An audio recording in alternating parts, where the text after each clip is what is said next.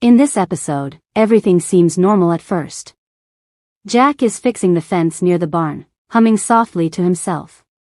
Tim is in one of his usual moods, worried about everything and pretending he's not. Lindy is chasing the chickens, laughing while Lou calls out from the porch about dinner.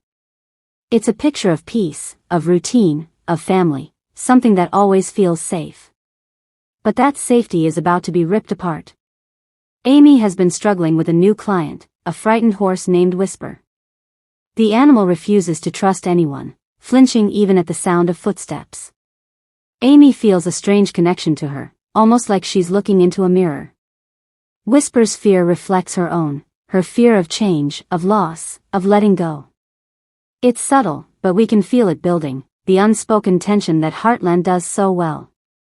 Later that afternoon, Amy gets a call from a friend, an old ranch hand from a nearby property.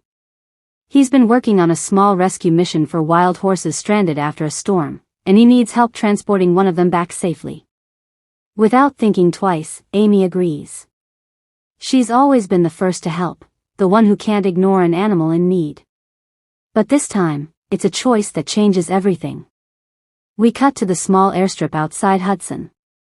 The sound of the engine fills the air as the plane waits on the runway, small, light, and a little too old.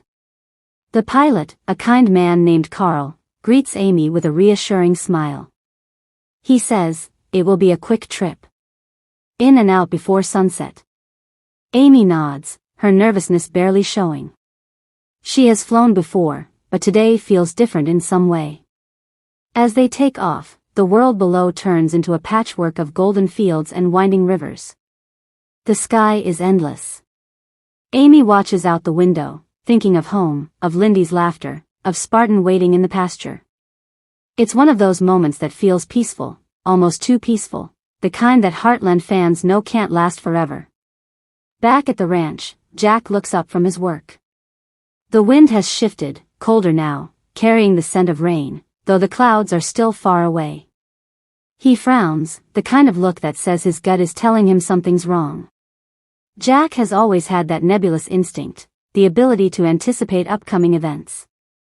Tim, as usual, is arguing over the phone while Tim is unaware of how quickly the world around him is about to change. Lou is setting the table, telling Lindy to wash up. It's a normal evening until a sudden static noise cuts through the radio sitting on the porch. A pilot's voice, faint and trembling, breaks through the crackle of sound. "Mayday, mayday." The sun is low behind the clouds as the plane cuts through the clear blue sky. As she takes in the distant mountains, Amy grins softly as she looks out the window. She doesn't know it yet, but this will be the last time she sees Heartland from above in peace. The radio squeaks.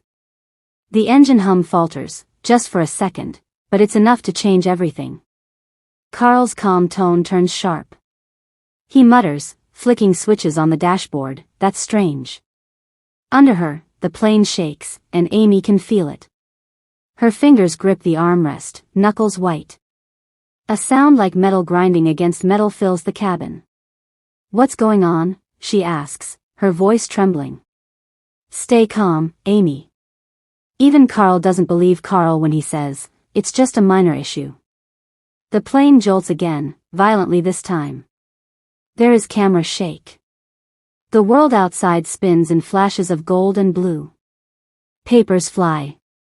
The terrified animal thrashes as the backhorse crate shifts. Amy's heart races. The roaring of the wind, the alarms beeping, and the pilot's desperate attempt to regain control all become more audible. Then silence. Before the storm comes, there is a long, terrifying silence. Carl's voice breaks through it, raw and panicked now. "We're losing altitude." Amy clutches the seat, her breath shallow. The camera focuses on her eyes, wide, wet with fear. Outside the window, the earth rises fast, too fast. The frame blurs into chaos, spinning clouds, screeching metal, the horse screaming.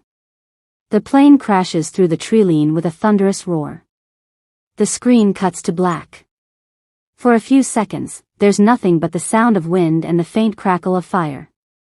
When the scene fades in again, we see fragments, the wreckage scattered across a quiet clearing. The waning light is obscured by smoke. The sound design is haunting, distant thunder, snapping wood, a soft groan that tells us Amy's still alive. She opens her eyes slowly, dust and blood streaking her face.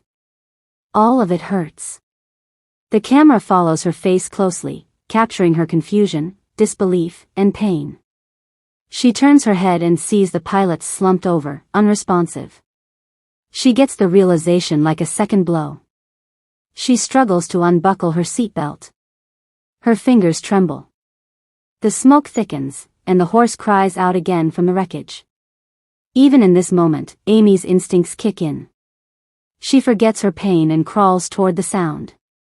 Human, messy, and desperate, it is.